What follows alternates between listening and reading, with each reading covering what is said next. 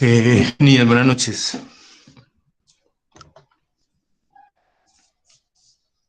Hola, buenas noches. Hola Marta Isabel, ¿cómo estás? Muy bien, profe, ¿cómo va? Muy bien. Dayana, ¿cómo estás? Hola, profe, buenas noches. Bien, gracias. Con mucho frío. ¿Verdad? Pues estamos en Pereira, ¿cierto o no? Sí, señora, en Pereira. Ah, bueno. Pero pues como yo todavía no he llegado a la casita ni nada de eso, estoy acá todavía en el trabajo, entonces, ¿Verdad? Pues sí, mira señor. que no puedo compartir esa opinión porque lo que pasa es que yo no soy de aquí. Yo soy de Manizales, entonces para mí esto, ¿no? Pues esto es como templadito, apenas. No, a mí me gusta el clima, me gusta la lluvia. Me parece que la lluvia lo retrasa todo. Sí, claro, digamos depende, sí, claro. Es como cuando uno, por ejemplo, eso pasa, digamos, como cuando uno se está durmiendo a las 10:30, 11 de la noche y comienza a llover y entonces eso lo arrulla a uno y eso es como un bienestar, ¿cierto? Pero qué pesar para los que están en la calle, ¿cierto? Para los que tienen que dormir en la calle. Eh, la lluvia, sí, la lluvia, pues claro, para uno estar volteando todo el día y estar trabajando, pues obviamente le retrasa a uno todo. No hay cosa más frustrante, a mí no hay cosa que me dé más estrés que comience a llover y me tenga que quedar parado en una parte porque no me puedo mover. Eso me va generando como, eso me da como depresión, mejor dicho, como esa imposibilidad de no hacer cosas, pues porque está lloviendo. Pero bueno, el clima está chévere así, Pereira me gusta así suavecito, porque es que, uy, yo tengo que bajar periódicamente hasta Combia, yo trabajo allá, y, y ese calor que hace, uy, no, tenaz, hace una chispa, pero tremenda. Bueno, niñas, está bajito el quórum hoy, no vamos a llamar a lista todavía, vamos a dar una esperita, no sé si de pronto, bueno, estamos entonces dando el inicio a la séptima tutoría de Fundamentos de Administración. Para hoy el tema que tenemos es un tema corto que nos queda, que es sobre los tipos de organizaciones como tal. Eh, y tenemos el segundo parcial, que está habilitado ya para las 8:15, pero pues ahorita lo negociamos. De pronto, no sé, si tienen algún tema que quieran tratar o que quieran compartir, que hayan visto esta semana o que les haya, o que quieran comentar.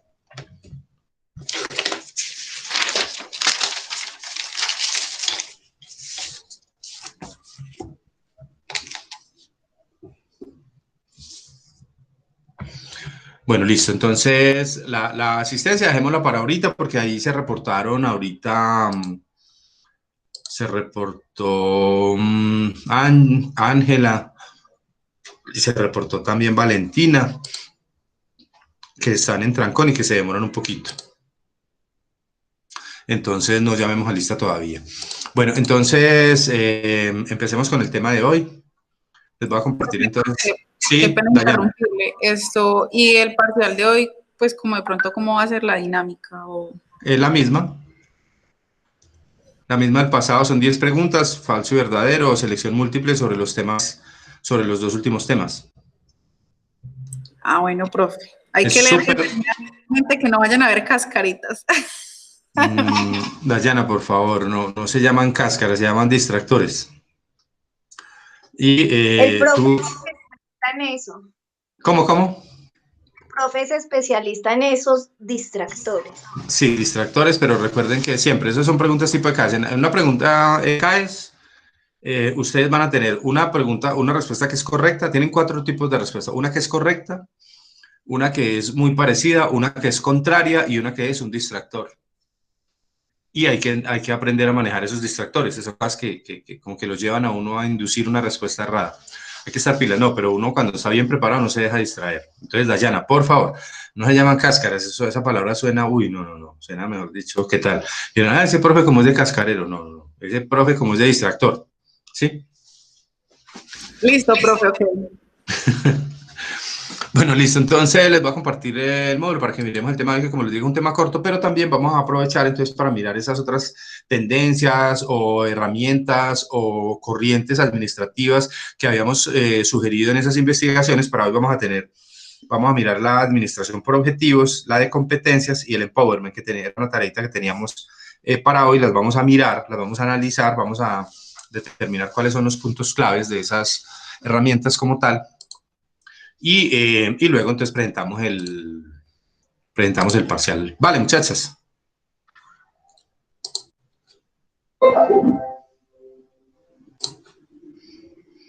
Listo, ahí vemos el módulo.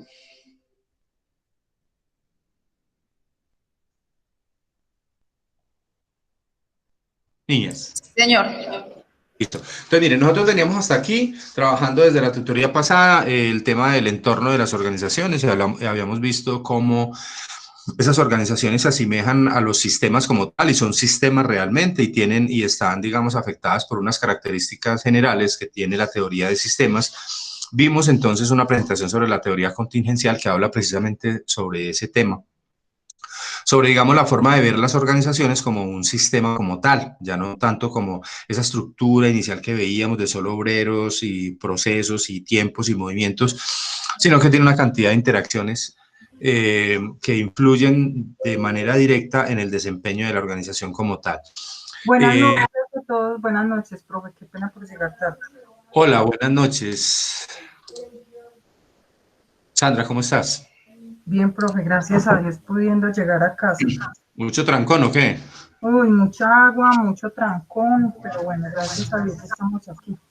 Bueno, listo pues. Pero entonces les comentaba que hasta aquí entonces, durante la tutoría pasada habíamos visto el tema de las organizaciones como sistemas como tal, dentro de la teoría contingencial, que vimos por ahí una presentación, y cómo esas organizaciones se comportan, digamos, de acuerdo como a unos estímulos que reciben del medio, y también, obviamente, hacen un proceso y generan también una retribución, digámoslo así, o entregan unos productos que no solamente son productos tangibles como los zapatos, los pantalones, los celulares, bueno y tal, sino que también son otro tipo de productos que los vamos a ver ahorita de pronto como en una mirada un poquito más amplia, digamos, de los intereses en una organización, pues tienen que ver con lo molecular, que habla sobre que cualquier producto que tenga una empresa en línea, pues tiene una parte tangible y una parte intangible, ¿sí? Cuando yo vendo unos zapatos, pues lo tangible son los zapatos, ¿cierto? Y el cuero y tal, pero hay unas cosas intangibles, hay otras cosas que se mueven detrás de ese negocio, que es el transporte, la comercialización, tal vez la publicidad, el servicio, bueno, muchas otras cosas que están allí y que afectan de manera directa el producto como tal. Hoy entonces vamos a mirar, ya les comenté, pues es un tema corto que ya nos queda pendiente, los tipos de organizaciones como tal. Entonces, vamos a mirarlas según el beneficio que persigue. Entonces, nosotros tenemos organizaciones con fines de lucro y organizaciones sin fines de lucro. Inicialmente vamos a hablar sobre las que no tienen ánimo de lucro o fines de lucro, como las entidades públicas o del Estado, ¿cierto? Ejemplos, una universidad pública, un cuerpo de bomberos, un hospital, una fuerza de policía, unas fuerzas militares, pues estas son organizaciones que no tienen, obviamente, pues una finalidad económica, ¿sí? El cuerpo de policía de una ciudad, pues no está para generar ingresos, simplemente está, pues, para prestar un servicio a la comunidad, lo mismo que las universidades públicas, aunque hay, obviamente, las universidades privadas, pues serán con ánimo de lucro, que son totalmente diferentes. Los hospitales también tendremos sin ánimo de lucro y con ánimo de lucro, porque pues hay unos que son empresas privadas y obviamente pues trabajan vendiendo servicios de salud. También tenemos el caso de las religiosas, por ejemplo, como los colegios, los seminarios, los hospitales, las universidades, que son de tipo, digamos, auspiciadas por organizaciones religiosas. Verbo y Gracia, por ejemplo, la comunidad jesuita, que ustedes saben que funciona desde 1500 y es una de las empresas, digamos, más exitosas a través de la historia. Y se ha basado mucho en el tema de la educación. También las civiles como colegios, universidades, defensa civil, los Boy Scouts, los clubes, digamos, que generan la reunión de personas con unos fines específicos, educativos, culturales, bueno, de lúdicos, cualquier tipo. Las ONGs como Amnistía Internacional, como Derechos Humanos, como Red de Paz, como Human Rights, que son entidades que trabajan, digamos, con unos presupuestos especiales de organismos multilaterales por unos objetivos específicos dentro de unos grupos de la sociedad como tal. También hay organizaciones de economía solidaria, como las asociaciones comunales, las cooperativas, los fondos de empleados, las mutuales, asociaciones mutuales, por ejemplo, que persiguen un beneficio general a todos sus asociados, o sea, no persiguen un lucro, digámoslo así. Ese lucro, pues obviamente que obtienen esas organizaciones de economía solidaria, pues debe ser invertido o debe ser resarcido, digamos, entre todos sus asociados, digámoslo así. Vía directa, puede ser vía directa, sí, puede ser vía dinero, o sea, remuneración en sus cuentas y tal, o también puede ser en bienestar, temas educativos, temas de salud, de recreación, bueno. Y por último, las organizaciones sociales como la OEA, la UNICEF, la ONU, que son aquellas organizaciones que se dedican de alguna manera a prestar algunos servicios de asistencia técnica, de salud, de servicios cooperativos, por ejemplo, en momentos difíciles como los que, por ejemplo, se está viviendo en este momento en el archipiélago, producto pues de esa catástrofe natural y cosas por el estilo. Todas esas serían organizaciones sin ánimo de lucro. Y dentro de las organizaciones con fines de lucro, las que tienen ánimo de lucro, las podríamos mirar según el sector económico. Discúlpenme un segundito, por favor.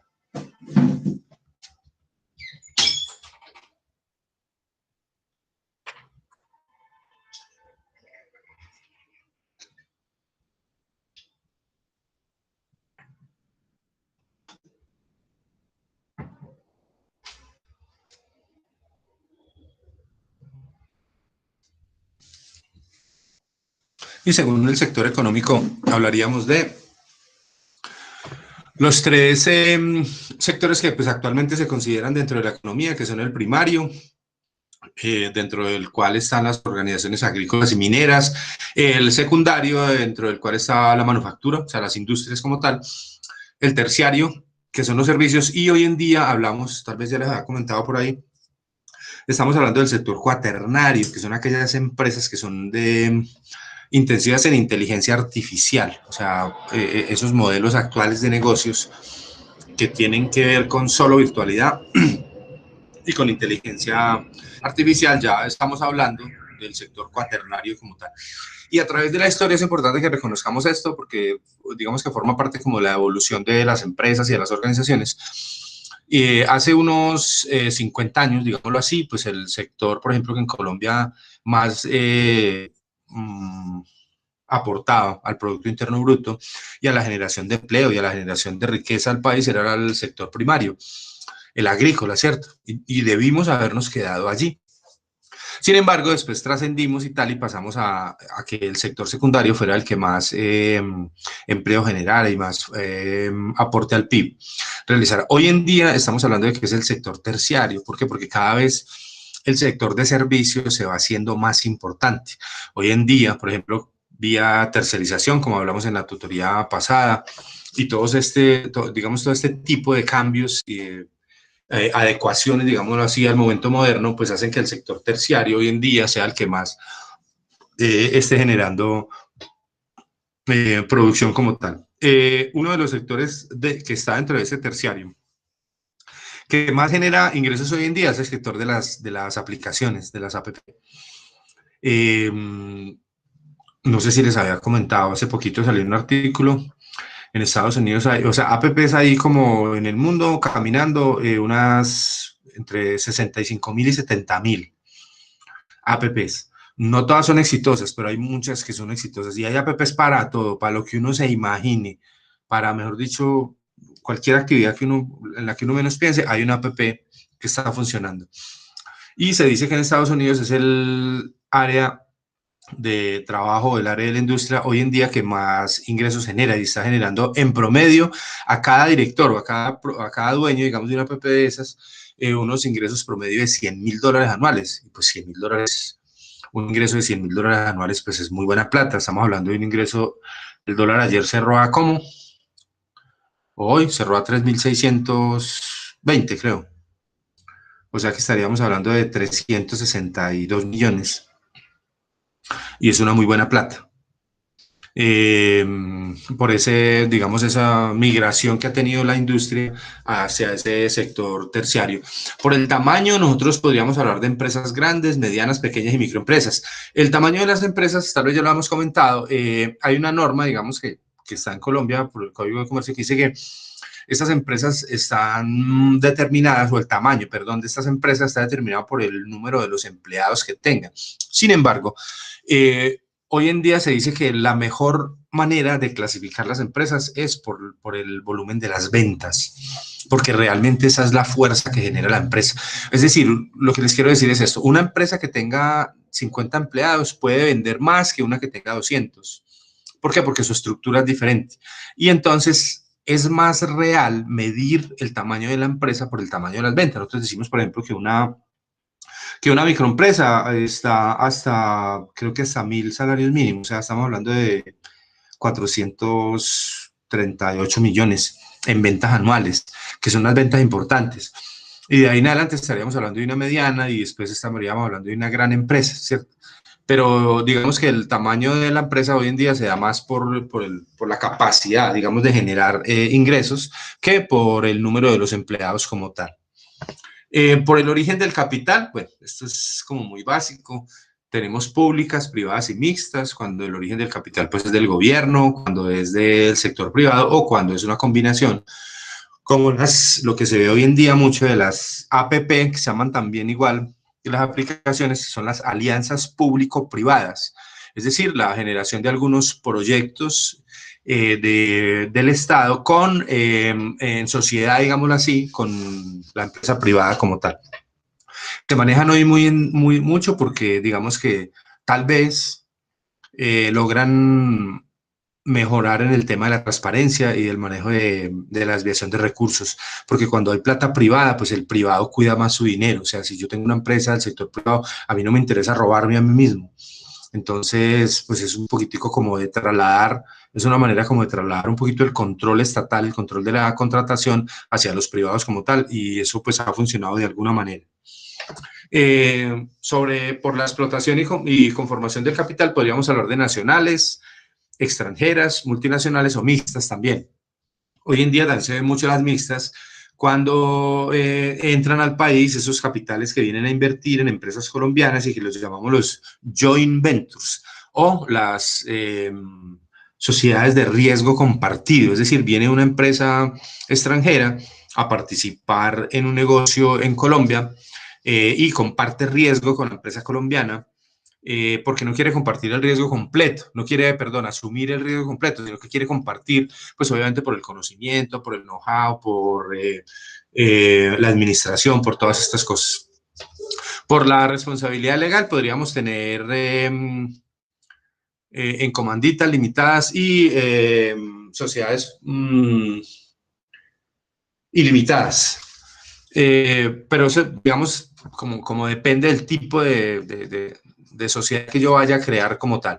Por conformación pueden ser naturales o jurídicas, por número de socios pueden ser unipersonales o colectivas. Las empresas unipersonales hoy en día, digamos esa EU, que administrativamente se manejaba hasta hace algún tiempo, esa empresa unipersonal, la EU, hoy en día pues ha pasado casi que la totalidad a ser una SAS, una sociedad por acciones simplificada. Pues porque le da a la empresa como tal, así sea de un solo dueño, de una sola persona, le da una capacidad especial para hacer la contratación con empresas legales, digamos, o empresas del Estado, bueno, no sé, da como más formalidad. Por el grado de formalización, formales e informales, ustedes saben que nosotros en Colombia, pues, manejamos un nivel de informalidad grande, hay una cantidad de empresas que son informales, digamos que lo normal que uno encuentra en la calle es que una persona monta un negocio de cualquier cosa, por ejemplo, de venta de concentrados y alimentos como para mascotas y todo eso, y entonces monta el negocio, pone su aviso y comienza a trabajar y no registra. No registra porque todavía no sabe cómo le va a ir, ¿cierto? Ya cuando pasa un año y el negocio se consolida y entonces comienza como a irle bien y le ve como un futuro al negocio, entonces va y lo registra. Y en ese momento pues tiene acceso a unos temas de ley, a unos temas oficiales, por ejemplo, con la banca, a datáfonos, a medios electrónicos y cosas, pero igual, digamos que permanece un tiempo como en la informalidad como tal. Eso es muy normal dentro del medio nuestro. Y se da porque, digamos que las cámaras de comercio, digamos, la normatividad de nosotros no permite como un diferencial entre una empresa que está empezando y una empresa que ya está consolidada. Yo soy partidario de que cuando una empresa está empezando hoy en día, está tratando como de surgir, está tratando de crecer, pues deberíamos darle unas exenciones. Pero cuando uno va y registra una empresa en la Cámara de Comercio, lo primero, además de lo que le cobran allá, lo primero es que uno queda inscrito en el pago del impuesto, y no recuerdo cómo se llama, un impuesto que se le paga al municipio por el negocio como tal. Haya o no haya ingresos, ya uno queda inscrito para tener que pagar trimestralmente ese impuesto. Entonces, digamos que por eso la gente lo hace, por eso la gente espera y se queda en la informalidad, mientras que el negocio da como muestras de que sí va a ser estable o que sí va a tener, digamos, sostenibilidad hacia el futuro.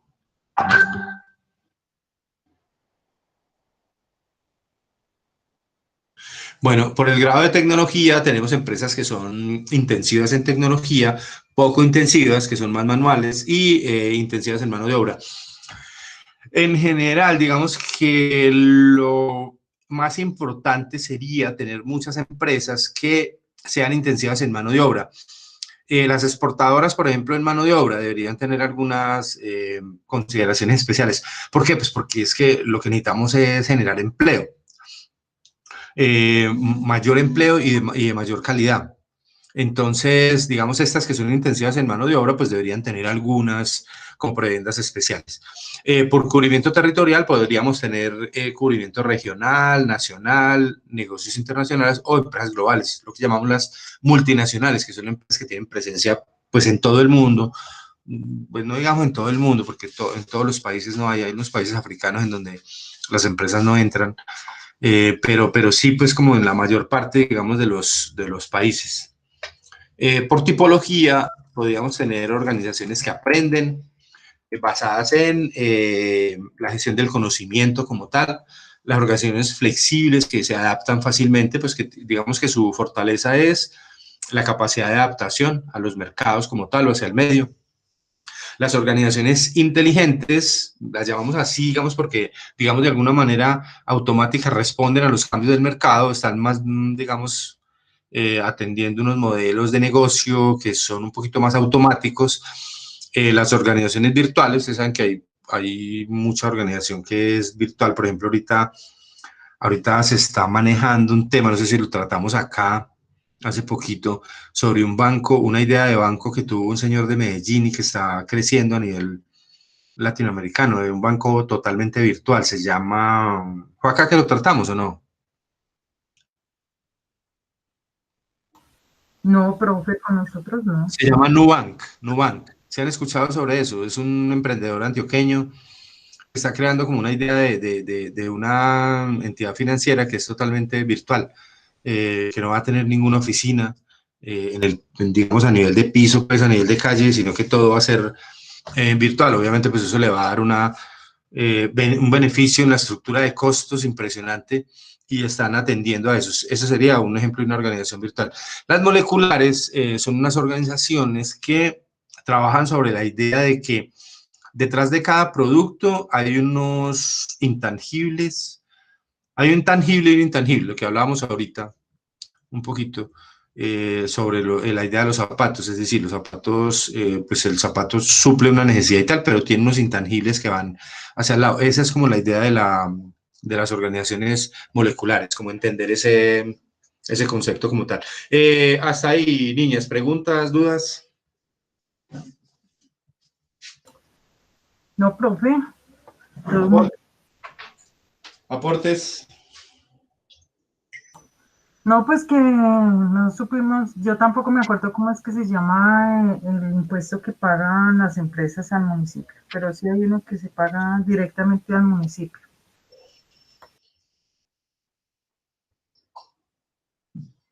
Yo no me acuerdo, es que inclusive yo hace poco con un amigo, hace poco no, hace unos añitos, estuvimos tratando de emprender un negocio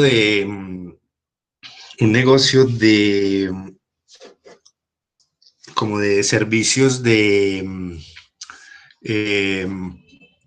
bienestar, como servicios de, por ejemplo, para los niños, esas reuniones, educación experiencial, como talleres, como todas esas cosas y tal, desde el punto de vista, digamos, como lúdico y educativo a la vez, para ofrecer a las empresas y tal. Y fuimos a registrar a Cámara de Comercio y sí, llegamos ahí y nos tocó pagar, o sea, y no nos fue bien con el negocio. La verdad es que como no teníamos infraestructura, pues bueno, digamos que fracasamos con eso, como con tantas. Yo montaba como 10 empresas y ahí vamos. Y entonces, y quedamos y nos tocaba pagar, ir a pagar a la oficina de rentas un impuesto. Pero no es el de industria y comercio que se paga. Es industria y comercio, sí. Pero mira que uno no es, a mí lo que no me parece justo es que yo lo tenga que pagar haya o no haya ingresos. Yo diga, no, venga, pues cóbreme cuando, es como por ejemplo, cuando yo monto una empresa y es persona jurídica, yo estoy obligado como persona jurídica a declarar renta, más no a pagar, ¿cierto? Es decir, yo tengo que presentar una declaración de renta porque soy una persona jurídica, pero eso no indica que yo tenga que pagar. Pues si yo no tengo ingresos suficientes que cubran mis costos, por ejemplo, pues no tengo que pagar nada. Pero en este caso sí, es uno como obligado a pagar. Pues no es un valor tampoco muy grande, yo creo que era como 150.000 pesos y tal, pero igual había que pagarlos. Hubiera o no hubiera ingresos y eso pues me parece tenaz. Profe, me parece tenaz eso, a mí me pareció más tenaz que, por ejemplo, Cartagena y el sector costero, las personas que viven allá tienen que pagar un impuesto de turismo, sabiendo que son oriundos de allá y todo, y tienen que pagar un impuesto al turismo. Eso sí, sí, eso es más, ese es más impactante todavía. Ese sí es el colmo de los colmos. No. Es que, por ejemplo, hay cosas que uno no entiende. Yo, por ejemplo, digo, bueno, cuando uno devenga unos ingresos X y tal, entonces la empresa le hace a uno una retención en la fuente, ¿cierto? Desde cierto monto en adelante. Retención en la fuente. La retención en la fuente realmente no es un impuesto. La retención en la fuente es una detracción del impuesto de renta. Es decir, es una precaución que el Estado tiene, ¿cierto? Entonces, el Estado que le dice a uno, mire, como yo sé que a usted le van a generar una renta, entonces yo le voy a descontar una parte y se la voy a guardar, ¿cierto? Entonces, realmente el impuesto, la retención en la fuente no es un impuesto, sino que es se llama así, legalmente se llama detracción del impuesto de renta. Y entonces, pero entonces cuando uno es empleado, por ahí hay una cláusula que dice que cuando yo soy empleado, lo que yo tengo que pagar de impuestos será igual a mi retención en la fuente. Mejor dicho, el gobierno lo que me dice es, no le voy a devolver nada. O sea, usted tenga o no tenga que declarar, yo no le voy a devolver. Cuando uno no declara, ¿sí? Y eso no debería ser así. Si yo no declaro, si yo no tengo obligación de declarar, ahí me deberían devolver la retención en la fuente. Si yo tengo obligación de declarar, obviamente yo voy y presento mi declaración de renta y yo tengo que pagar X plata, 800.000 por impuesto. ¿Cuánto tengo en retención? Tengo 500, listo. Entonces cruzo los 500 y pago los 300. Así funciona, ¿cierto? Pero para la persona que no tiene que declarar, por ejemplo, esas personas que son informales, y que trabajan, que hacen, que pintan, que arreglan calles, arreglan casas y tal. Cuando contratan con una empresa oficial, hay que hacerles retención en la fuente y esa plata la pierden porque ellos no declaran renta. Y esa plata el Estado no la devuelve. O sea, es como decirle, yo le voy a retener una parte de lo que usted me va a pagar por impuestos, pero resulta que no paga porque no tiene los ingresos suficientes para declarar. Sin embargo, le dejan ahí el valor. Y eso no, pues a mí no me parece correcto. Es más o menos lo que tú estás comentando. Muchas gracias, Sandro. ¿Alguna otra pregunta, niñas? Profe, yo no entiendo por qué a uno le tienen que hacer retención de fuente. O sea, después de determinado, tras de que son puestos y cosas, y que tienen que, definitivamente estamos, pero creo que sí. No, pero mira, Sandra, una cosa. Mira que sí, de todas maneras, he visto casos, digamos, en los que, digamos que nosotros no tenemos una cultura de previsión. Definitivamente nosotros somos de la cultura del bombero, ¿cierto? Nosotros somos bomberos. Nosotros permanentemente estamos apagando incendios. Entonces nosotros digamos, no provisionamos. Verbo y gracia. Por ejemplo, una empresa cuando termina su ejercicio contable todo el año y tal, y entonces generó una utilidad de tanta plata, pues uno sabe que esa utilidad pues no está en el banco, ¿cierto? Esa utilidad puede estar en inventarios o en cuentas por cobrar o bueno, tal. Pero los dineros causados deberían estar allí. Por ejemplo, si yo provisioné una parte para el impuesto de renta, pues esa plata debería estar en una fiducia o debería estar en el banco. Pero no es así. ¿Por qué? Porque nosotros no provisionamos, no tenemos esa previsión. También, por ejemplo, lo que pasa con el tema de las cesantías en febrero. Cuando una empresa en febrero, digamos, el 15 de febrero tiene que pagar, tiene que trasladar, no pagar, sino hablamos de trasladar los valores que le ha entregado, digamos, o que ha provisionado para sus empleados en el tema de cesantías, simplemente se los traslada al fondo de cesantías que esa persona haya elegido. Eso es así, ¿cierto? Sin embargo, los bancos, por ejemplo, ofrecen líneas de crédito en febrero a muy bajas tasas para las empresas que tengan que trasladar esas cesantías. ¿Por qué? Porque la plata ya no está. La plata se gastó en otras cosas. No debería ser así, nosotros deberíamos causar. Entonces, frente a lo que tú comentas, sí es importante porque mira que he visto que hay personas, por ejemplo, que no provisionan para el impuesto de renta, ¿sí? Y la retención en la fuente les ayuda. Mira, yo tengo un sobrino que trabaja con una multinacional y le va súper bien y gana pues mucha plata y tal. Pues en solo en renta, la última declaración de renta le tocó pagar como 14 millones de pesos. Y entonces le dio muy duro, ¿cierto? Porque, pues, claro, no tenía, pero porque no le estaban reteniendo. Cuando uno le retienen, esa retención, cuando uno gana ese, digamos, ese dinero, pues esa retención es como el ahorro. Es decir, es como obligarlo a uno a ahorrar para pagar esa renta. Porque cuando no lo obligan a uno, pues ¿uno qué hace? Pues no ahorra. O sea, uno no provisiona y uno se gasta la plata. Eso es como cuando la persona que está en el negocio del transporte y tiene, por ejemplo, un taxi, entonces lo que le entrega el taxista, el conductor, se lo gasta y no, esa plata que le entrega ese conductor, eso no es utilidad neta, eso es utilidad operativa todavía y a esa utilidad operativa todavía hay que restarle gastos. Todo el mantenimiento, los seguros, bueno, muchas cosas, ¿sí? Entonces nosotros no tenemos como esa cultura, entonces a veces sí es importante, digamos, esa retención. Ya vuelvo y te digo, cuando uno no gana, cuando uno no declara renta, me parece pues, perdóneme la expresión que voy a utilizar, me parece un robo que a uno le descuenten retención en la fuente, porque igual la plata va a perder. Bueno, ¿algún otro aporte de niñas?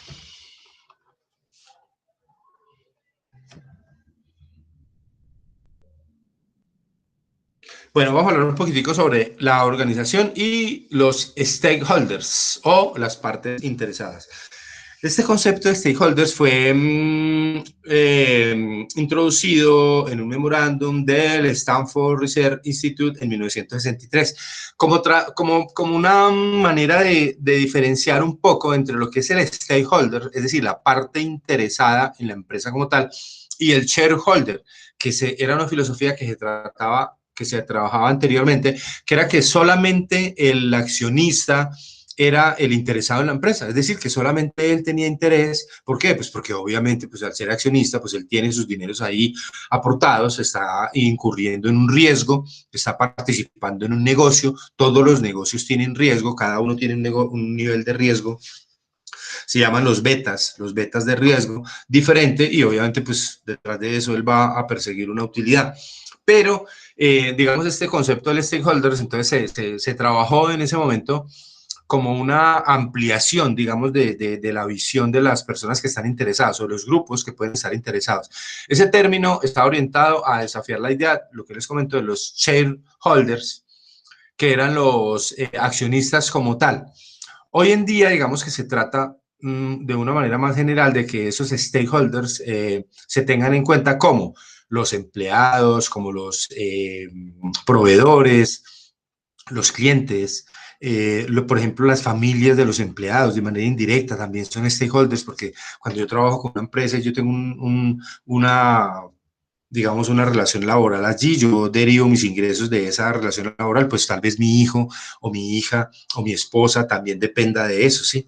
Entonces, indirectamente, hay una cantidad de actores que están ahí participando como interesados en el negocio. Y es importante, digamos, hoy en día hablarlo, pues, porque, o tenerlo en cuenta, porque el mercado cobra duro hoy en día. El mercado, digamos, cobra las falencias que la empresa tenga en el tema de responsabilidad social, de responsabilidad ambiental, por ejemplo, y cosas por el estilo. Entonces, por eso se tiene en cuenta hoy en día que esa empresa como tal, esa organización debe responderle a esos stakeholders en general y no solo a los accionistas, también le debe responder a los empleados, a los clientes, o sea, debe tratar de estar bien con todo el mundo. ¿Por qué? Porque de eso dependerá la sostenibilidad en el futuro.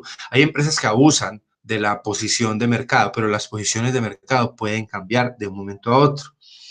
Hay una empresa que hoy tiene una posición de mercado dominante y es la líder y todo el mundo compra porque lo necesita y tal, pero mañana puede llegar un competidor, pueden cambiar una normatividad, puede cambiar un tema estructural del mercado y tal, y puede verse abocada a grandes problemas. Pues, ¿por qué? Porque no atendió de manera adecuada a todas sus partes interesadas.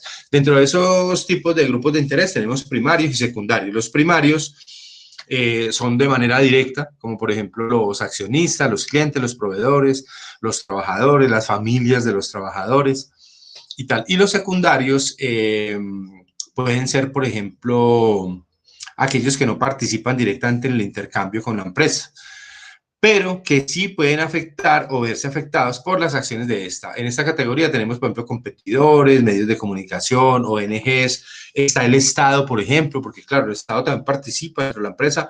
¿Cómo participa el Estado dentro de la empresa? Pues obviamente él es socio en un 35% de la utilidad antes de impuestos, ¿cierto que sí? Claro, porque yo le tengo que pagar al Estado el 35% de la utilidad antes de impuestos para poder operar. Sí, eso es lo que me están cobrando. O sea que, de todas maneras, el Estado viene siendo, si yo lo quiero mirar así, de esa manera, viene siendo como un socio, ¿cierto que sí? Podría decirse, profe.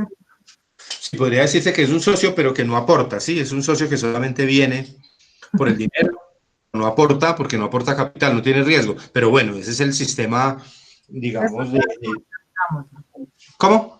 Es un mal socio, digamos.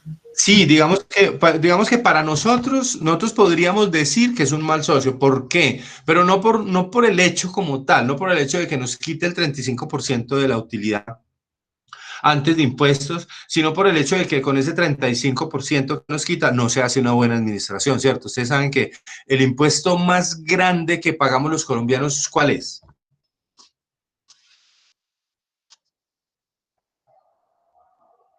Inclusive el impuesto más alto que estamos pagando todos, ¿cuál es? No, hay otro que es más alto. Sí. Sí.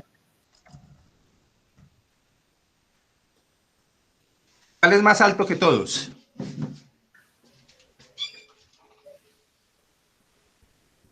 Pues no sé, profe.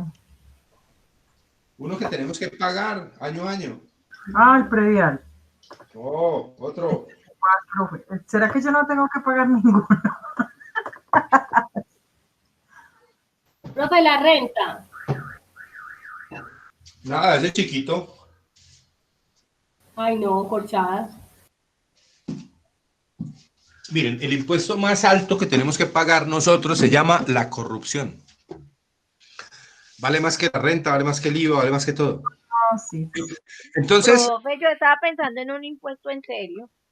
Pero no lo han escuchado, niñas. No han escuchado que el impuesto más alto que tenemos nosotros es la corrupción. Claro que sí. No, Es profe. real.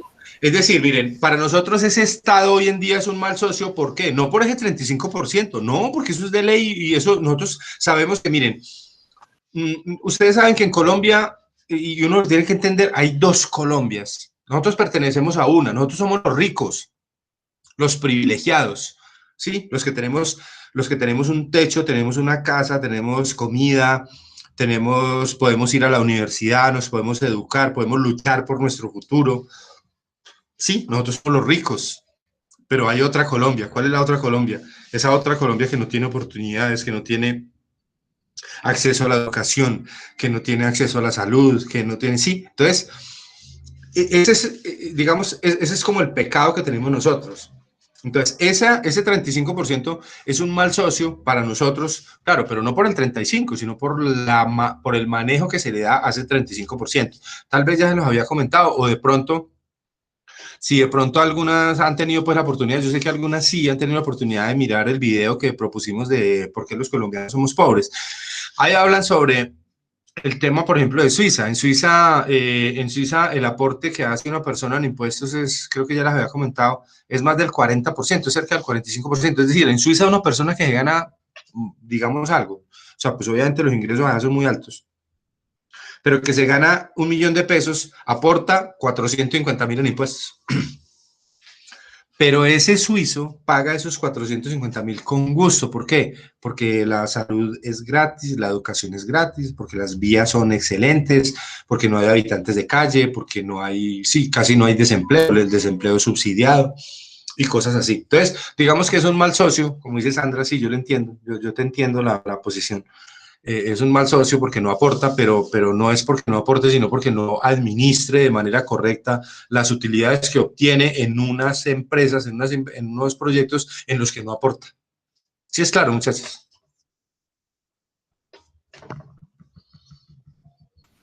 Profe, yo me pongo, por ejemplo, en el tema de la regalía.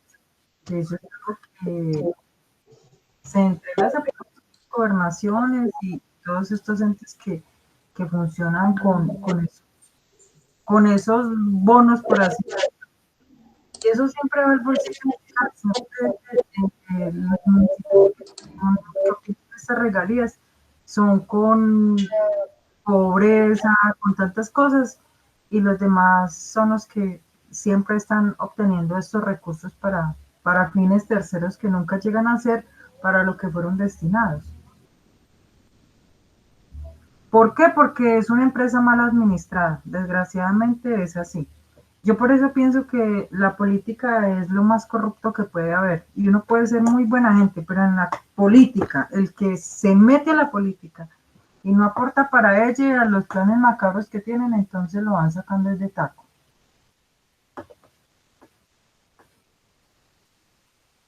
Y voten por mí.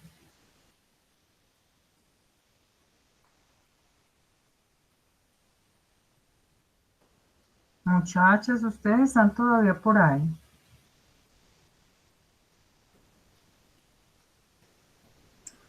Sí, Sandra. Yo me sentía como en Halloween. Se asustó, Sandra. Yo, ¿qué pasó? Se desconectó el profe. ¿Dónde anda el profe? No, es que está preparando el parcial, porque ya lo vamos a presentar. Ah, bueno, bien, no me estaban escuchando. Ay, no, es que estaba pendiente a ver si estaban atentas. Que, digamos que sí es claro que deberíamos tener unos niveles digamos, de transparencia o corrupción menores y tal, y que sí, yo soy partidario, por ejemplo, la administración estuviera más en manos de mujeres. ¿Por qué? Pues porque la mujer es más, definitivamente la mujer es más correcta que el hombre. Eso está demostrado pues científicamente. Dentro de ese tema de la política, el tema para nosotros es que nosotros somos apáticos, o sea, es que a nosotros no nos interesa eso, no nos interesan esos temas, no nos llama la atención. Nosotros no vamos a votar, qué pereza. Un día de elecciones, uno se levanta a mediodía y qué pereza, uy, no, igual ya se sabe quién va a ganar, entonces uno no va. Eso es lo que nos tiene como así. Pero igual de todas maneras, pues hay que conservar la esperanza de que un día esta generación que viene, yo por ejemplo, pues no sé, yo con mi hija estoy tratando como de generar lo que sí, lo que se necesita, o sea, que sea una persona, que sea un aporte bueno para la sociedad, que sea una persona honesta, que haga su trabajo, y no sé, pues yo confío en eso, yo confío en que, pues a nosotros esta vaina nos quedó grande, pues no a ustedes, porque ustedes están muy niños, pero pues digamos a nosotros, si ya estamos más grandes, pues nosotros podríamos decir, bueno, entregamos esta batuta porque ya nos quedó grande, pero viene una generación atrás, delante, pues que puede mejorar las cosas. Yo confío en eso. Yo soy un hombre de mucha fe. Bueno, niñas, sobre estos temas de traer a la memoria, o sea, como el resumen del tema, hablamos de que la comunidad en general, como grupo de interés, espera que las empresas cumplan, digamos, uno tiene la idea de que las empresas deben ser como las empresas deberían ser como las carretas que jalen la productividad como tal. Las empresas no deberían tener, en teoría, el soporte de los ingresos estatales como tal. Los ingresos los deberían generar las personas naturales que trabajan en esas empresas, que pagan muy buenos salarios y que generan mucho bienestar a las familias, a las personas. Así debería funcionar, pero las empresas deberían ser un poquito más libres y deberían ser como el carruaje, digamos, sí, como la fuerza que jale la economía como tal. También nos dice que un análisis sencillo, digamos, para determinar el funcionamiento de una empresa, pues es el DOFA, todos lo conocemos, ¿cierto que sí? Todos lo hemos visto en alguna oportunidad. El tema de las amenazas, fortalezas, debilidades, oportunidades, cuando hablamos de debilidades y fortalezas, estamos hablando de el microambiente, es decir, lo interno de la empresa. Cuando hablamos de amenazas y oportunidades, hablamos de lo que está por fuera, es decir, la competencia, bueno, no sé, todo lo que pueda estar afectándome de manera directa. También nos habla de que la posición de los trabajadores es importante tenerla en cuenta porque ese grupo, ese stakeholders, el stakeholder de los trabajadores como tal, es decir, de las personas que derivan los ingresos de esa empresa, pues son un multiplicador de percepción muy grande, es decir, sería catastrófico, digamos, para una empresa que se llegue a saber que no tiene buenas relaciones con sus empleados. Ustedes lo han visto, el tema de los sindicatos, el tema de las huelgas y tal. Una huelga puede quebrar una empresa, digamos, un malestar de 500, 600, 1000, 5000 empleados, pues obviamente puede llegar a la quiebra de una empresa, porque el medio como tal pues la va a fustigar y va a decir, venga, ¿por qué no está haciendo, por qué estos empleados no están satisfechos? Entonces es un grupo, digamos, de los stakeholders que hay que tener en cuenta muy especialmente. Y también nos dice que la responsabilidad social de la organización está dirigida a desarrollar estrategias que finalmente van a impactar los diferentes grupos de interés. Es decir, hay que remunerar a los accionistas, claro, porque ellos son los que están poniendo el pecho, los que le están poniendo el pecho a la brisa, ellos son los que están poniendo los recursos para que esto funcione. Pero todos los otros grupos de interés también son importantes. Y aquí esta parte nos habla de una teoría, de pronto la han escuchado o la han trabajado en otros cursos, en otras entidades educativas, que como se llama, lo que se llama la teoría de la agencia. ¿Sí la han escuchado alguna vez? No, profe, yo no. Bueno, la teoría de la agencia habla sobre la separación de lo que nos habla esta partecita del módulo entre la propiedad de la empresa y la administración. Es decir, para que una empresa sea exitosa hoy en día, una gran corporación, no estamos hablando de una empresa familiar, de una empresa mediana y tal, sino que estamos hablando de una gran empresa, una corporación. Para que tenga éxito se maneja de que el accionariado, es decir, los dueños de la empresa, no tengan que ver de manera directa con la administración. El administrador sea independiente. Es decir, yo soy el CEO de una empresa, el presidente, el director y tal. Yo la manejo como tal, ¿sí? Yo no tengo acciones en ella, yo no tengo parte en la propiedad. Los dueños son otros. ¿Yo qué hago? Yo simplemente la administro con base en unos parámetros que me da esa junta directiva, que son los dueños.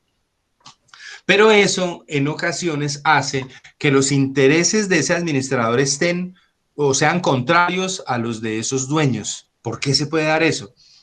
Porque al administrador le pueden llamar la atención o para él pueden ser importantes unos objetivos de sostenibilidad, por ejemplo, de bienestar de los empleados, de clima organizacional y tal, que para los accionistas pueden no tener mucha importancia. ¿A los accionistas qué les interesa?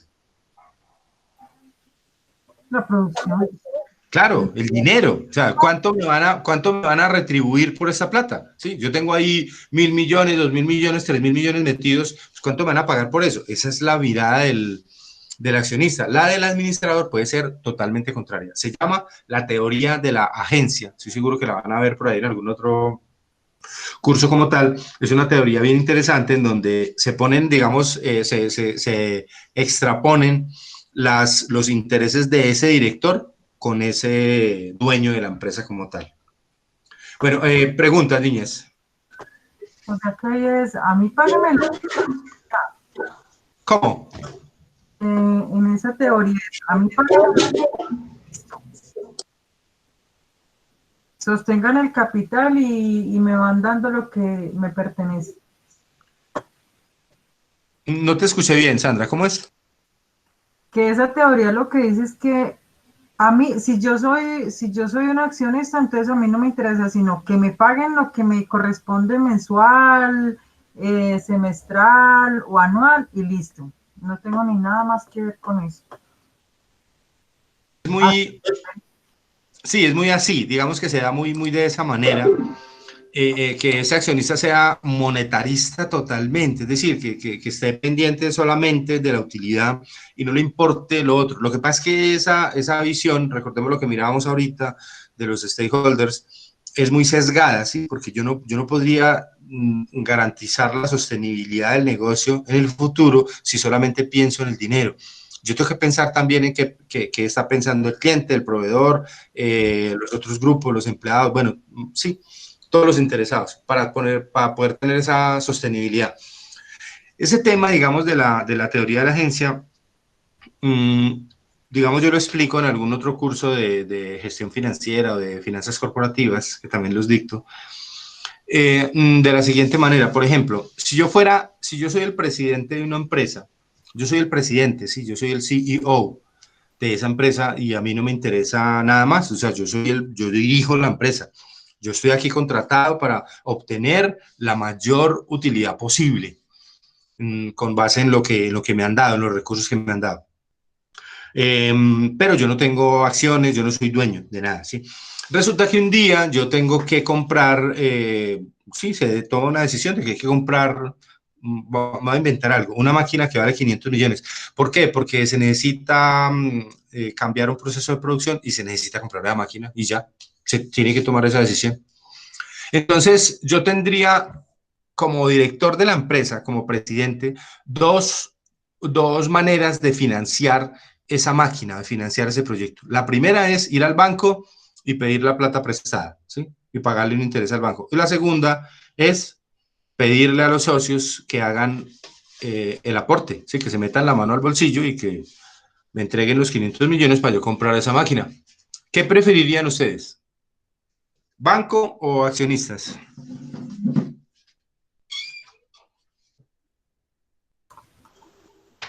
Pues es como para pensar.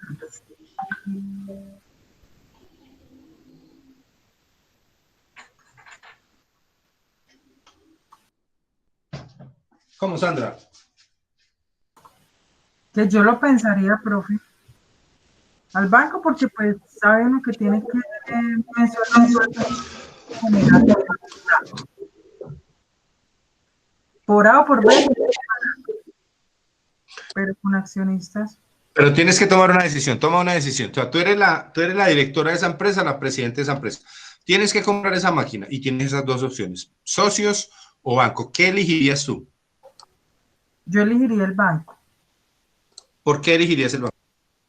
porque en sí el negocio tiene que, si yo estoy invirtiendo en algo es porque realmente veo que es algo factible, no voy a invertir en algo que no me va a generar entradas. Y pues yo de razón con el banco tengo una sola obligación.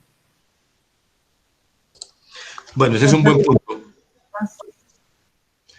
¿Algún otro concepto frente a esto, niñas?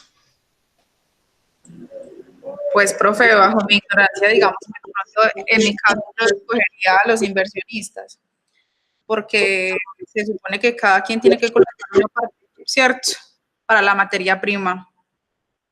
Entonces, pues, asimismo también se reparten las ganancias y pues la máquina es para la empresa.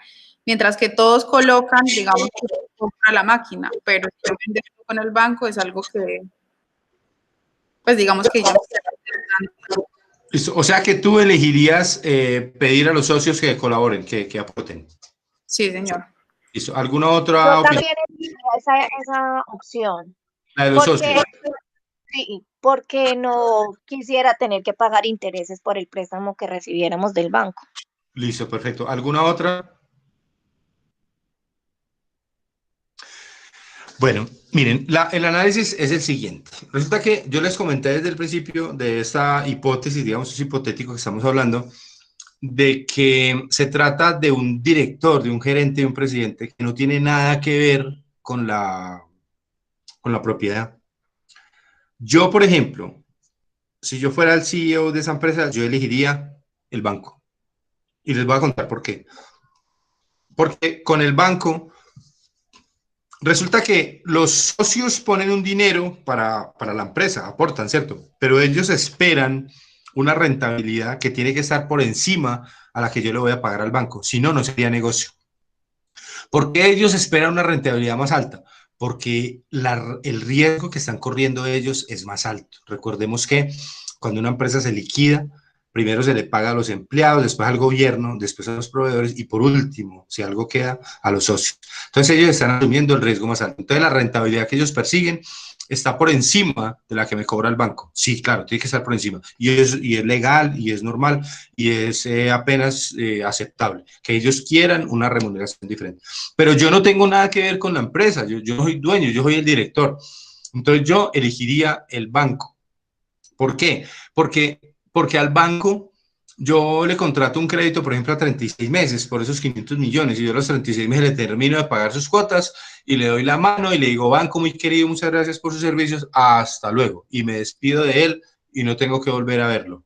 ¿Sí? Mientras que al socio, el que me puso, digamos, que sea uno solo, que me ponga los 500 millones, ese socio me va a echar en cara esos 500 millones toda la vida y me va a pedir retribución por esos 500 millones permanentemente. Entonces, miren, son dos maneras de mirar digamos, el caso como tal. Una es como dueño, ¿sí? Yo como dueño pues tengo una expectativa, pero como director tengo otra. Y puede ser totalmente diferente. No sé si sea claro, niñas. No, profe, porque se escucha tan raro. ¿Cómo? Es que se escucha feo, profe. De todas maneras, el banco sabe uno que no tiene sino una sola presión. Aparte de eso, pues con el banco es tener, así uno no lo utilice, es como tener una mano disponible a la hora que lo necesites y maneja bien el crédito. Así no lo use más, pero sabe que tiene ahí una entrada para el día que la necesite. Entonces, Claro. Igual, sí, dime. Y un seguro, por si cualquier cosa. Y no estamos esperando todo. Bueno, ¿qué pasó? No funciona, pero es que dijeron, pero es que, y con certeza, porque eso es del albedrío. Pero yo sigo que yo prefiero con un banco y no con socios. O sea, si yo Sí, digamos, ahora no. que de cara, digamos, al director como tal, pues uno elegiría, yo por ejemplo, siendo el director, el CEO, yo elegiría el banco. ¿Por qué? Pues, vuelvo les digo, porque yo no voy a quedar con compromisos.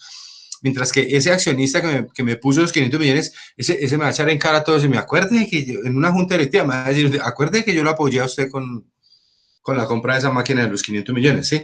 El banco no, el banco yo le pago y le pago sus intereses y chao, y hasta luego. Entonces, esa es, digamos, como la explicación de cómo podemos nosotros mirar la teoría de la agencia, lo que miramos aquí, que es que los intereses de este director pueden ser en un momento dado contrarios a los intereses del dueño, pero se necesita, ¿por qué? Porque si la propiedad de la empresa, de esa gran corporación, tiene parte en la administración, tendremos muchos problemas éticos. Recordemos que todos los seres humanos somos corruptos de nacimiento, nosotros somos corruptos de nacimiento, nosotros queremos, si yo tengo un puesto de poder, yo quiero ayudar ¿a quién? Pues a mi familia o a mis amigos, ¿sí? Pues, y eso se llama nepotismo. Yo quiero facilitar tal cosa, sí, y nosotros somos así, nosotros somos sesgados en eso. Nosotros tenemos una visión para una persona porque tenemos una idea y tenemos otra visión para otra. Pero eso es normal, o sea, eso no nos hace ni malos, ni regulares, ni buenos, no, simplemente nos hace humanos, somos humanos. Y en eso, digamos, hay que tener en cuenta el tema de la administración como tal. Bueno, vamos a mirar ahorita el tema del entorno. Que es interno y externo. Ese microentorno y macroentorno de las organizaciones son aquellos factores que digamos que pueden afectar el tema del diseño y desarrollo de estrategias que permitan la permanencia de los negocios en un mercado. ¿Yo qué hago con las estrategias como tal? Pues yo ¿para qué genero estrategias? Pues es para permanecer mucho tiempo en un mercado con un negocio. ¿Yo qué quiero? Pues que mi producto sea comprado, o sea preferido por mis clientes por mucho tiempo. Pero eso forma parte, digamos, de la manipulación, digamos, o no hablemos de manipulación, hablemos del manejo o de la gestión que yo haga de esos factores internos y de esos factores externos que me lleven a tomar las mejores decisiones. En materia de administración, digamos, empresarial como tal, yo debería siempre tener en cuenta que las decisiones que yo tome frente al producto, frente al precio, frente a la distribución y tal, estén de acuerdo con el mercado como tal, es decir, con el cliente, porque es que el cliente es el que domina el mercado, no soy yo. Hoy en día, y eso hay que entenderlo, y es una cosa que tenemos que nosotros meternos en la cabeza, el que gobierna el mercado es el cliente. Es el que pone el precio, es el que pone las condiciones y tal. ¿Yo qué tengo que hacer? Yo me tengo que adaptar a esas condiciones. Y una de las maneras más efectivas de yo adaptarme es analizar el micro y el macro entorno. El microentorno, el ambiente, digamos, de las organizaciones puede definirse como el entorno de la organización, como todos los elementos que influyen, o sea, cualquier cosa, sea interna o sea externa, que influye en el desempeño de la empresa como tal, de la organización. Y tenemos el ambiente específico o el interno o microentorno, que está integrado por las organizaciones y personas reales con quienes se relaciona la empresa de manera directa, clientes, proveedores, empleados y tal. Y el macro o el ambiente general, que lo constituyen todas las condiciones de fondo, o sea, son aquellos aspectos, digamos, que están allí, que están afuera, y que yo no puedo dominar, yo no puedo manejar, o sea, tengo que adaptarme, pero los tengo que tener en cuenta. Esta parte del ambiente conforma un contexto general para la toma de decisiones gerenciales. Entonces, dentro del micro tenemos los clientes, los proveedores como tal, dado, digamos, su capacidad de dominancia en el mercado. Digamos, cuando hablamos de clientes y de proveedores, hablamos de la capacidad que tienen ellos dentro de una filosofía de la que habla un autor que se llama Michael Porter, que habla sobre la competitividad de las empresas, digamos, la fuerza que tengan los clientes para condicionar el precio o para manejar las condiciones de venta, y la fuerza que tengan los proveedores para manejar, digamos, también la distribución de los insumos que yo necesito para la producción. La competencia, como las otras empresas, digamos, que están ofreciendo lo mismo. El mercado, que es el encuentro, digamos, allá de la oferta y la demanda, donde se forma el precio, de acuerdo a las leyes de la economía, donde esa curva, digamos, de oferta se cruza con esa curva de demanda y genera el precio y genera la transacción de los bienes como tal. Y los reguladores, que son las agencias representantes gubernamentales, todo lo que tiene que ver con el control. Y el macroambiente, que son aquellos aspectos, aquellas condiciones en las que yo no tengo injerencia directa. Hay unas condiciones económicas que se refieren al estado actual de la economía. Yo no tengo injerencia sobre eso, o sea, yo no puedo manejar la economía del país. La economía del país está creciendo, yo no puedo hacer nada. La economía del país está decreciendo porque hay una pandemia, por ejemplo, en este momento. ¿Yo qué puedo hacer? Yo no puedo hacer nada. Yo lo que tengo que desarrollar es capacidad de adaptación solamente, capacidad de adaptación a las nuevas condiciones. Y eso es lo que me va a garantizar a mí la sostenibilidad del negocio. Hay unas condiciones socioculturales, digamos, en el estado general de valores sociales, dominantes, bueno, temas de derechos humanos, de medio ambiente y tal, bueno, que son cosas que están ahí en el ADN de las personas, en la mente, y que yo tengo que entrar a analizar y, digamos, a insertar en la oferta que yo presento a ese grupo, en mi producto como tal. Condiciones político-legales también se refieren a, por ejemplo, temas de política fiscal, por ejemplo, impuestos, leyes, reglamentaciones y tal, con las que yo no puedo luchar. O sea, es decir, si el Estado hoy en día dice, bueno, que que se reglamenta de alguna manera la distribución de X o Y, yo no puedo hacer nada, yo tengo que adaptarme solamente.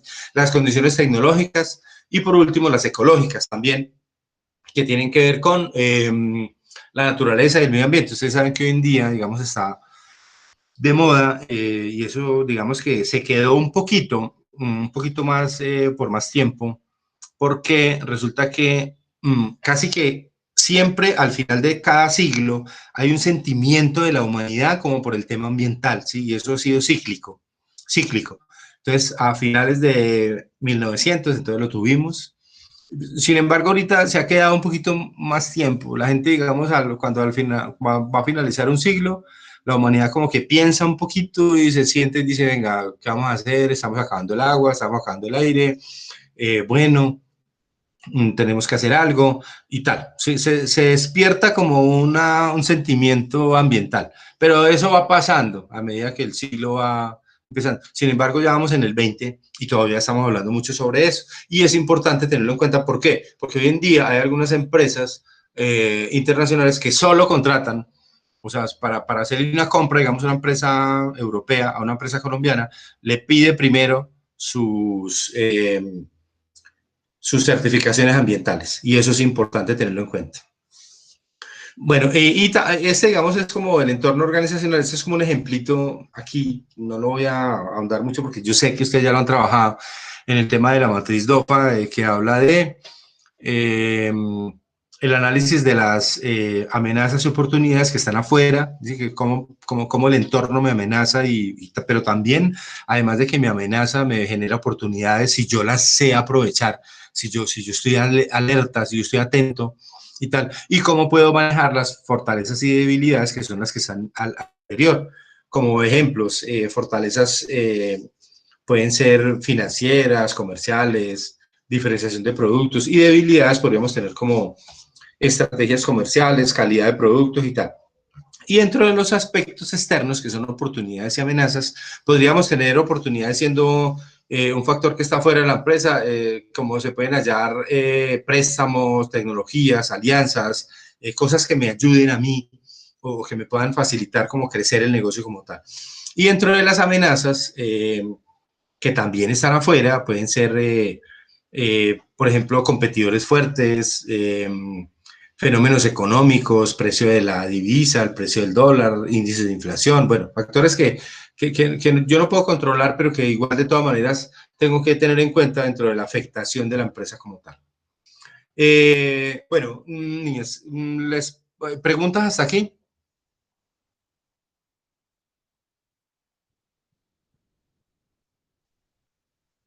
No, profe, todo claro.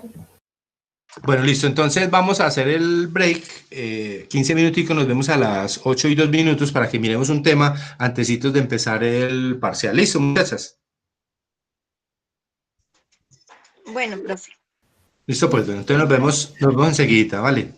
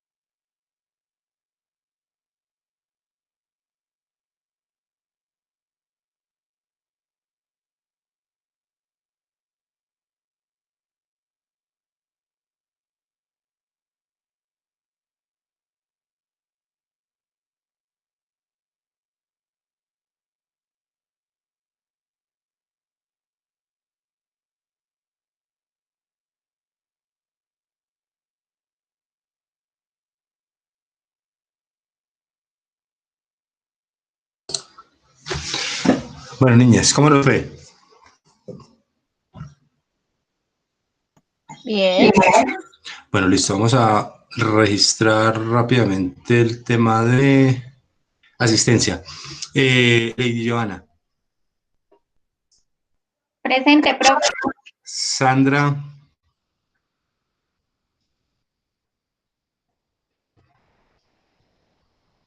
Sandra Milena, estamos, ¿sí?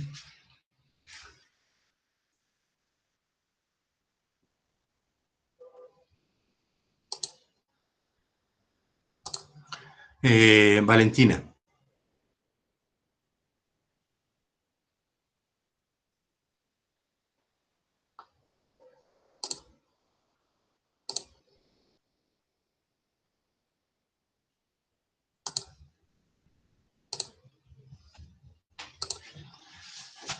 Ángela Marcela, Presente, profe.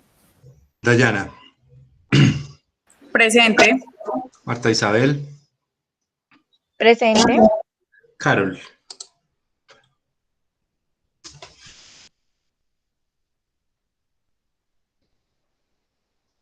Carol Viviana, Profe, ya no asiste a clase. ¿Cómo, Dayana? Carol hace unos días no asiste a clase. Creo que canceló la materia, no recuerdo bien. Listo, perfecto, muchas gracias. Bueno, vamos a seguir entonces con este tema. Profe, antes de que inicies el tema, qué pena molestarte. Lo que pasa es que yo pensé que había plazo de montar el trabajo del Empowerment para pues, hasta las 12 de la noche. No sé si de pronto pueda montarlo ahorita. Sí, lo puedo ampliar, no hay ningún problema. Digamos que normalmente yo coloco las actividades para las 6:30, que es el momento en que empieza la tutoría, pero tranquila, no hay ningún problema. Espérate, yo anoto acá para... Hola, profe, me estaba en una ducha. Qué pena. Listo. Gracias. Sandra, Sí, señor. ¿me estabas diciendo algo? Sí, profe, es que el tiempo de mi corte y llega al trabajo no había alcanzado a ducharme, me estaba duchando. Ah, bueno. Listo, pues.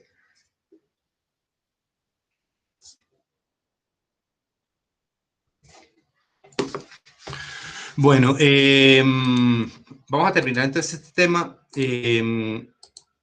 Lo que estábamos mirando sobre el módulo, unas pistas de aprendizaje como tal, que nos dicen que el entorno de cada organización es diferente. Es decir, yo tengo que tener en cuenta, dentro de cada administración, de cada organización como tal, pues que los entornos, digamos, los aspectos que yo tengo que tener en cuenta, pues son diferentes cada uno de otro, teniendo en cuenta, digamos, la tipología de la empresa, del producto, del mercado, para poder ser exitosos en un tema de planeación estratégica o de administración como tal.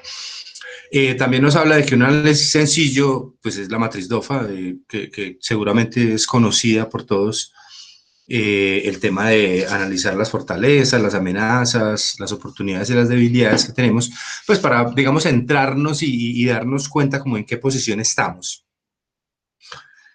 También nos habla de que toda empresa o organización tiene un entorno general definido por diversas variables, o sea, cada una la afectan diferentes cosas y eso lo tenemos que tener en cuenta también en el tema administrativo.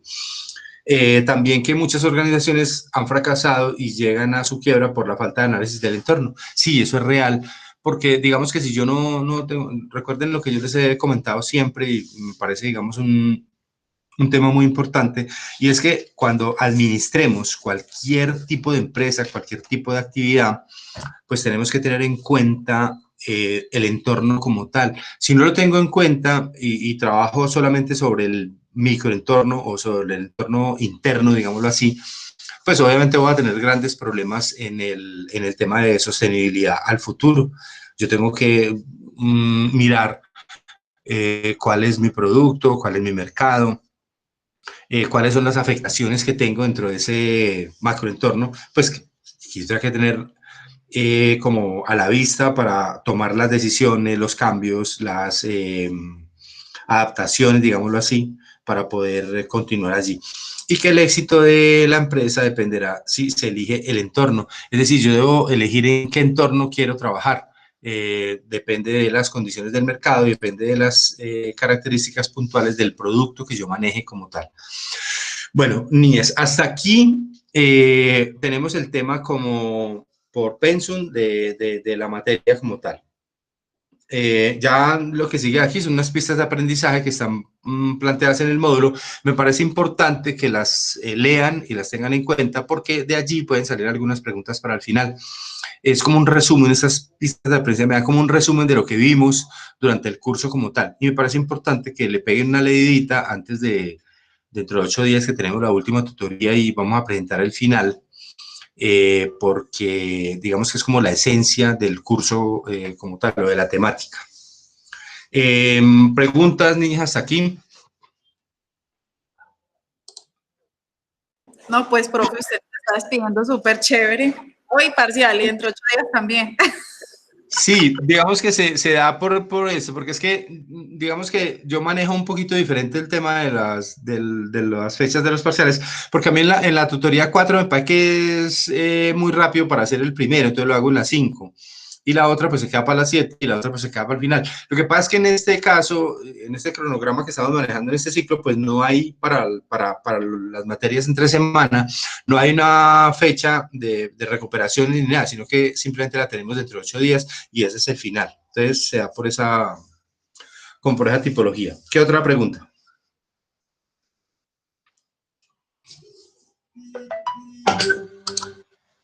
No,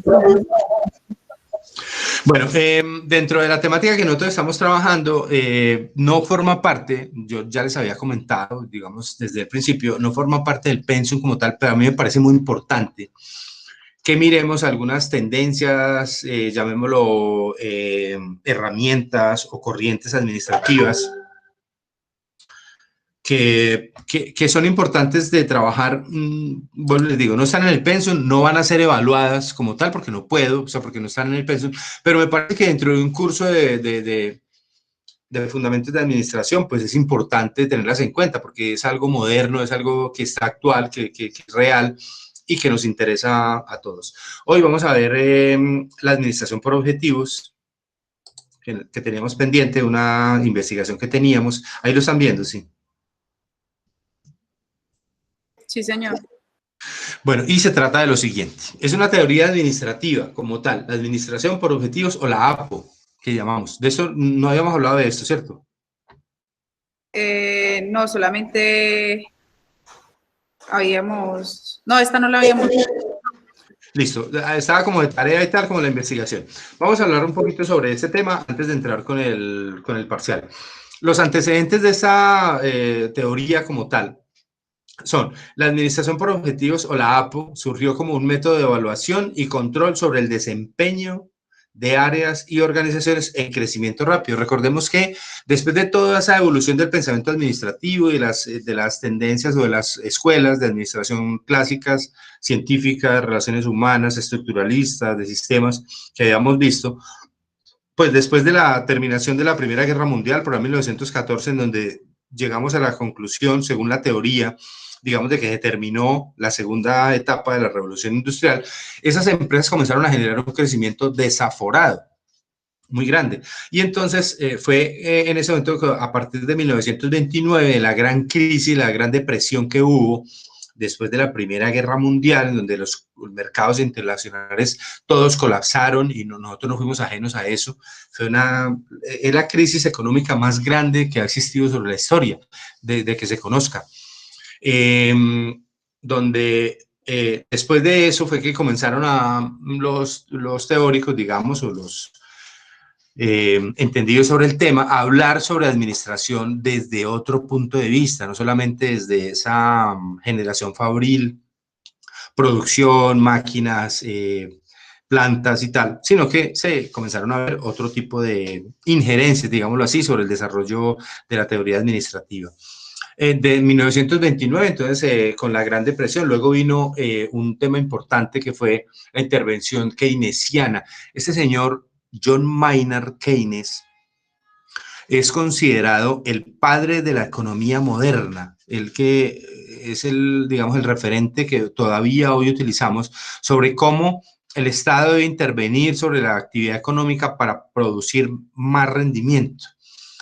Habla entonces sobre política fiscal, política monetaria, política cambiaria, sobre algunas, digamos, controles que debe hacer el Estado sobre el desarrollo de la economía como tal. La economía entonces no debería ser dejada a libre desarrollo como lo planteaba Adam Smith por allá en 1776, de que el mercado era sabio y que el mercado tenía que ser libre para poderse desarrollar. Este señor Keynes planteó una teoría de que no, de que el Estado tiene que intervenir y tiene que actuar frente al desarrollo de la economía. Todavía, hoy en día, desde 1936, todos los países capitalistas observan la teoría keynesiana, la teoría de la tasa de interés, de la tasa de cambio, de la intervención del Estado, de la política fiscal, digamos, de la política de impuestos. Y luego de esto vino en 1954 el creador, o sea, el padre de la teoría de la administración por objetivos, que fue el señor Peter Drucker, que murió en el 2005. Esta teoría hablaba de lo siguiente. Dice, la APO, o la administración por objetivos, es un sistema para que los subordinados y sus superiores establezcan mancomunadamente objetivos de desempeño, revisen periódicamente el avance hacia los objetivos y asignen las recompensas con base en dicho avance. Ha sido muy criticada durante la historia, pero les pregunto, hoy en día, ¿qué empresa no trabaja por administración por objetivos? Es decir, ¿qué empresa no tiene unas metas directas, no tiene unas metas puntuales para cada uno de sus funcionarios que le garanticen la supervivencia en un mercado? Yo diría que ninguna, ¿cierto? Todas las empresas hoy en día trabajan con base en estos parámetros y cambiando un poquitico la filosofía de, me van a perdonar, de pronto el término es un poco fuerte, pero pues somos adultos y lo podemos manejar.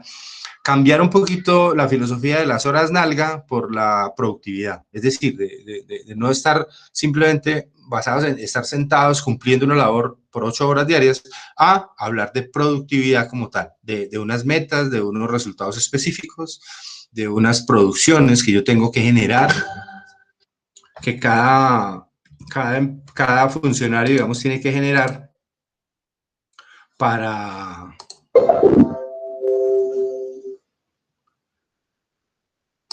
lograr precisamente esos objetivos como tal.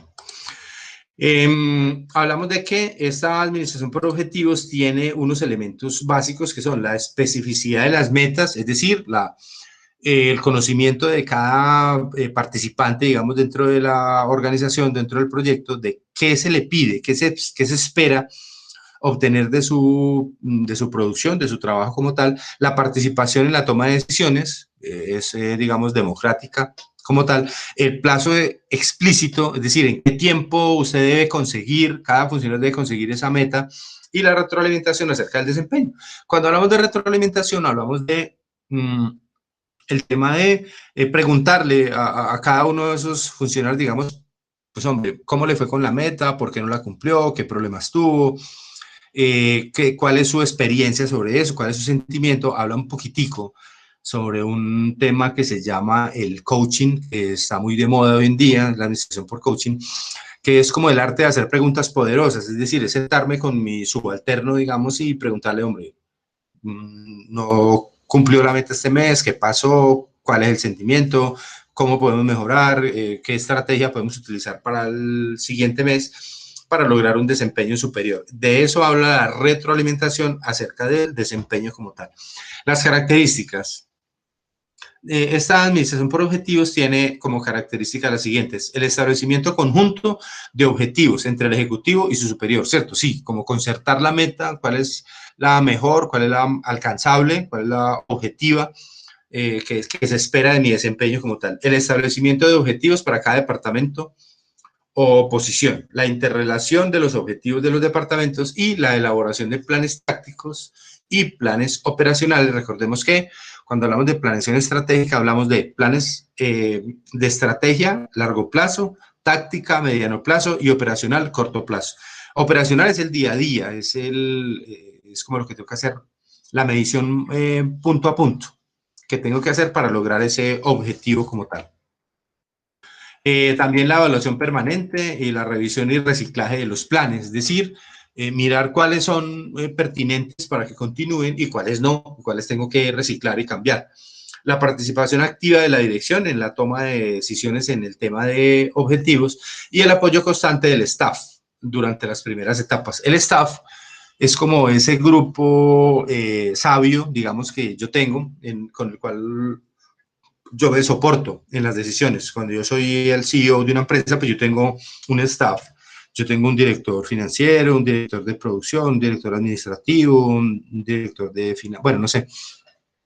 Y entonces ellos, obviamente, me apoyan a mí en la toma de decisiones, hablando de la decisión gerencial como tal.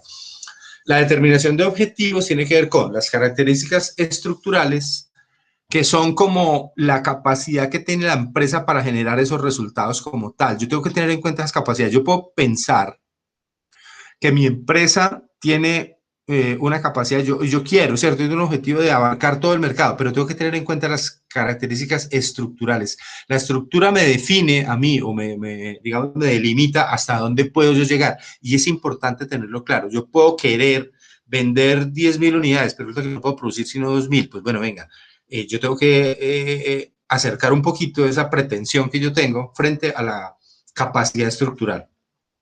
Las características comportamentales que tienen que ver entonces con el comportamiento, digamos, de las personas frente a esos objetivos como tal. Y por último, la administración por objetivos, que es la determinación de esas metas como tal. Hay un modelo de Humboldt que propone lo siguiente: una revisión crítica, un esclarecimiento de resultados, un compromiso y contribución de cada uno, es decir, hasta dónde puede contribuir cada uno con esa meta, una mejora en las funciones, digamos que cuando yo manejo un grupo y tengo que asignar unas metas como tal, yo tengo que tener una funcionalidad, es decir, hay algunos funcionarios que pueden tener mayor capacidad para desarrollar esa meta, para desarrollar ese objetivo que otros, y eso lo tengo que tener en cuenta, y tengo que tratar de homogeneizar de alguna manera ese rendimiento. La evaluación del desempeño pues tiene que ver con sentarme con cada uno y, digamos, revisar las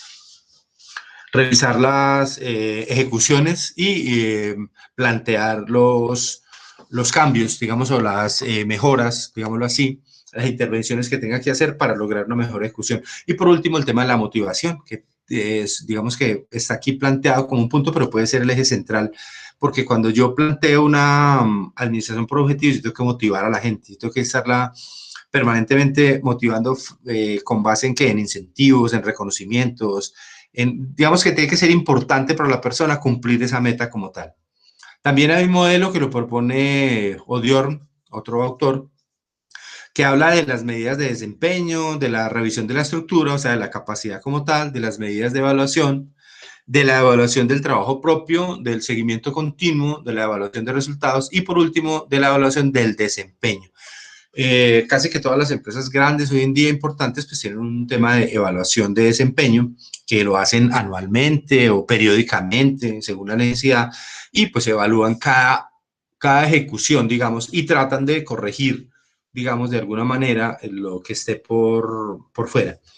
Dentro de ese ciclo de la administración por objetivos podríamos mirar lo siguiente. Lo primero sería las medidas de la eficiencia de la organización basadas en sus metas comunes. Es decir, eficiencia habla de la utilización de los recursos que tenemos, que por lo general son escasos, para cumplir esas metas como tal. Lo segundo sería las revisiones de la estructura de la organización, es decir, la capacidad, establecer la capacidad que tenemos para generar esos objetivos. Tiene que ser clara, concisa, tiene que ser alcanzable, tiene que ser real, tiene que ser objetiva.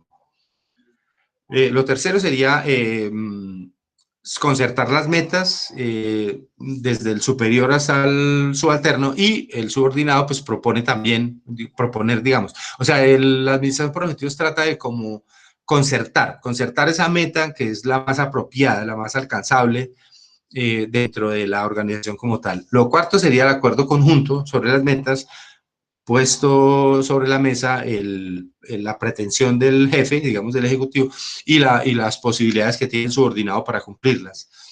Después viene una retroalimentación de los resultados intermedios en relación con las metas. Estos resultados intermedios son importantes porque dentro de una teoría que trabaja un señor que se llama Kenneth Blanchard, él tiene un libro, es un autor, a mí me gusta mucho, yo lo he leído mucho, se llama Kenneth Blanchard, es el padre de la teoría de la liderazgo situacional.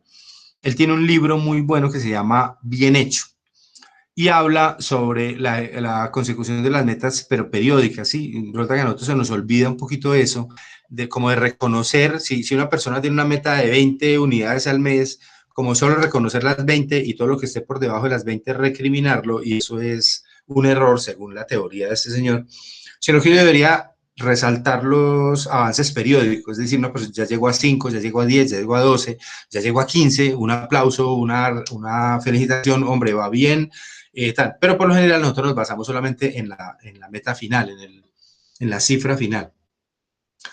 También tenemos eliminación de metas inadecuadas, es decir, las que estén por fuera de los promedios como tal, revisión periódica acumulada de los resultados de los subordinados en relación con las metas y la revisión de la actualización de la organización como tal, que es como lo último, es decir, es saber realmente con esta puesta en marcha de esta metodología de administración por objetivos hasta dónde llegamos, cuál es la capacidad que tenemos y cuáles son las mejoras o las actividades de adaptación que tenemos que llevar a cabo para lograr el objetivo. ¿Hasta ahí cómo vamos?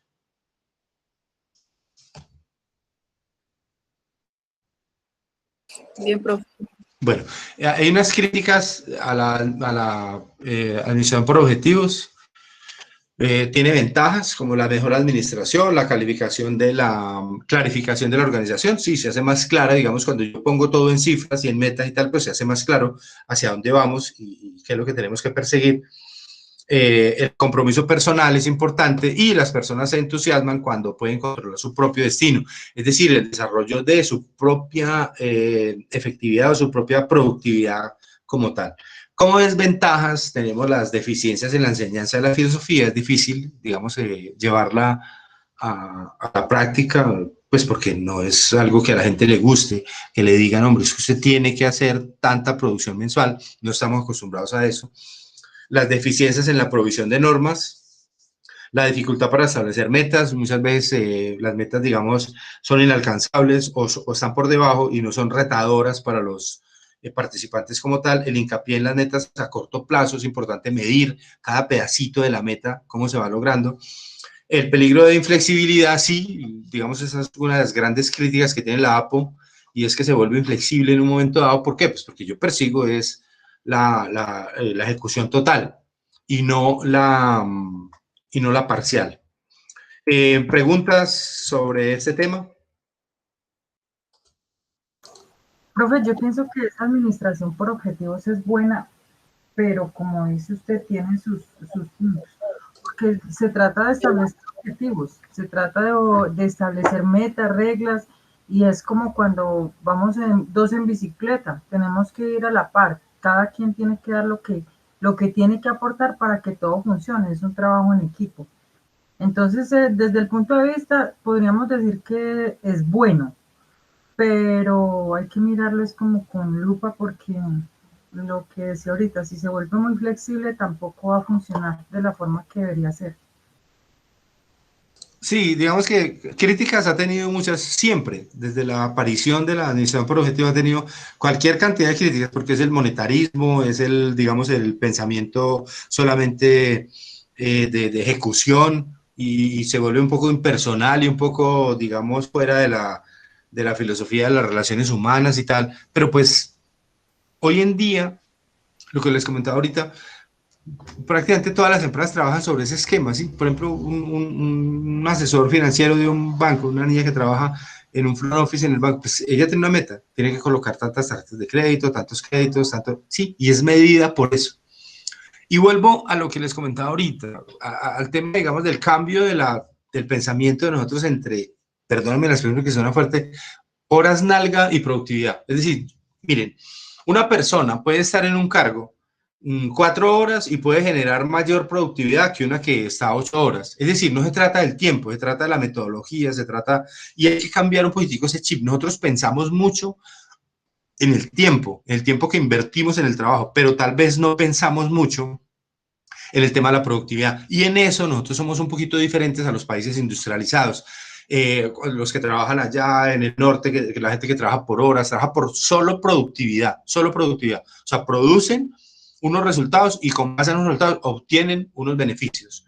Nosotros tal vez pensamos más en el horario, en el estar allí, en el cumplir un horario, en el estar pendiente, una labor específica y tal, pero tal vez poco en la productividad. Y eso es un chip, digamos, que nosotros poco a poco tenemos que ir cambiando. Y a eso tiende, digamos, la filosofía de la administración por objetivos como tal. ¿Alguna otra pregunta?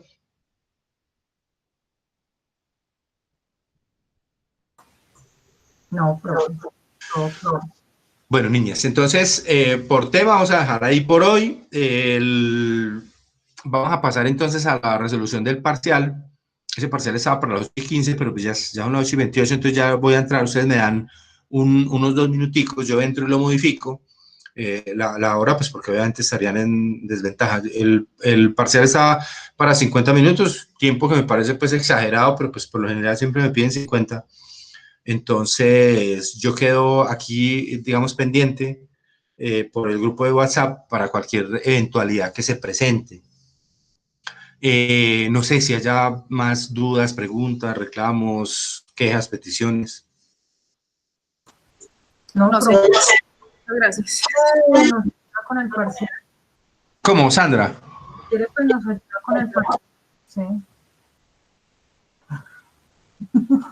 Después de que se habilita el parcial, sí se me olvida todo.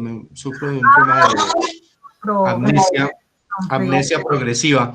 Pero no lo van a necesitar, Sandra, es demasiado básico. ¿Sabes? Estos parciales hoy en día por cuestionario, pues yo no me puedo salir del tema, ¿cierto? De lo que está en los apuntes o lo que está en el módulo, entonces obviamente pues es muy básico para ustedes y es muy fácil de contestar. Miren que en la vez pasada pues les fue muy bien a todas. Y la idea es esa, la idea es que, digamos que aparte de la nota que saquemos, pues que de pronto le saquemos algo al curso y nos quede algo, digamos, sobre la administración, sobre estas corrientes administrativas y sobre cómo podemos utilizar de alguna manera en la labor que hacemos o mañana en nuestras propias empresas, en nuestros emprendimientos, manejando unos departamentos o manejando unas empresas, pues podemos utilizar algunos de los elementos que hayamos tratado aquí. De eso se trata básicamente. Entonces, no sé, dime, Dayana. No, profe, pues formas que cada movimiento, cada teoría nos deja una enseñanza, ¿cierto? Porque pues digamos que respecto a administración hay que aplicar de todo un poquito de lo que hemos visto para que la empresa pueda funcionar. Sí, digamos que el mensaje que yo les dejo, y se los he comentado en varias oportunidades, es el tema del eclecticismo. El eclecticismo es tomar de cada parte que yo he visto, que yo conozco, que tengo de cada recurso que yo tengo, tomar lo que necesito. Yo no me puedo casar con una teoría para manejar un área, para manejar una empresa. No, yo tengo que determinar, de acuerdo a los objetivos que yo tenga administrativos, qué me sirve, o sea, qué puedo utilizar, qué puedo, digamos, potencializar. Es eso. Pero no hay una teoría, digamos, que me dé a mí como la solución a todos los problemas. Decir, no, es que yo me voy por la teoría de relaciones humanas o por la teoría de administración por objetivos o de contingencia o de desarrollo. No. Yo tengo que ser inteligente en eso hoy en día y manejar, digamos, lo que puntualmente me sirve para solucionar cada problema puntual. Es decir, es que en una empresa, en una administración, a mí se me generan todos los días cualquier cantidad de temas, ¿sí? Sean de personal, sean financieros, sean de producción, sean administrativos, bueno, de cualquier tipo, y yo tengo entonces que en ese momento utilizar los recursos que tengo. Se llama eclecticismo, es decir, no es casarme con una teoría como tal, sino utilizar una partecita de cada una de ellas para solucionar el problema puntual, el que tenemos hoy en día. ¿Algo más, niñas?